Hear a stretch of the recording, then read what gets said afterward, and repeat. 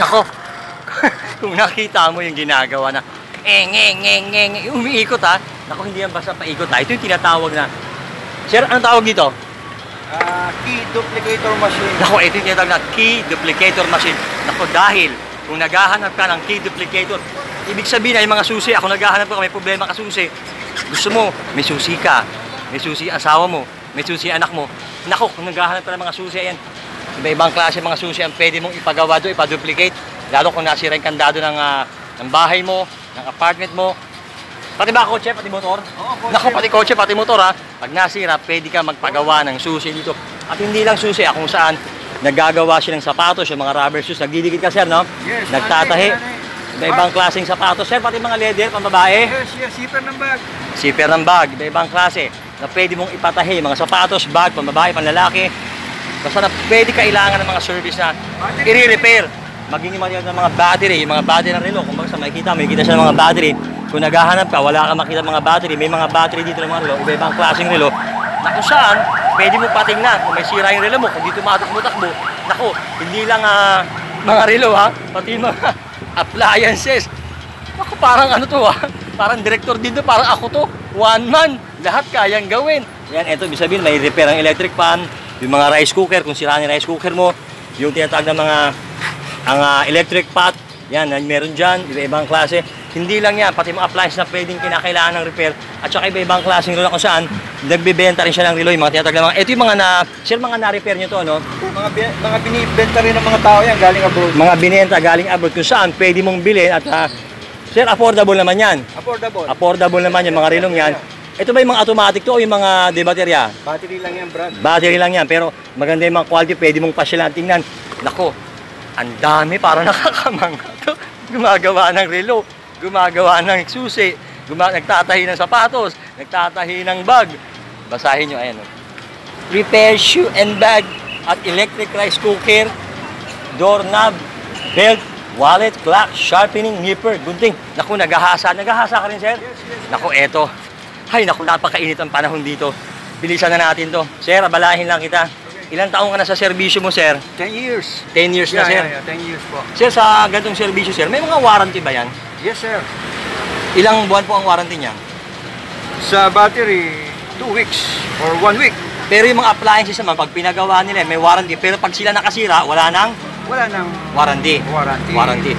Sir, sa tagal nyo sa service na yan, sir, pwede ba imbitahan nyo sila? Saan ho kayo matatagpuan?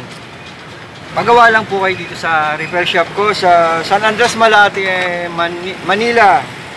Sa in front of St. Anthony School beside Red Ribbon. Anong pangalan sir? Stand nyo? Alfred Shop po, pangalan ng repair shop Sir, ko. tandaan, anong pangalan? Alfred Shop. Alfred Shop. Basta tandaan nyo, tabi ng Red Ribbon, in front of St. Anthony School, Malate, Metro Manila. Baba po kayo ng LRT station, Quirino. Pwede nyo nang paglakarin. Ang galing, dinaig na ako kasi sila mo. Pwede nyo nang lakarin ang St.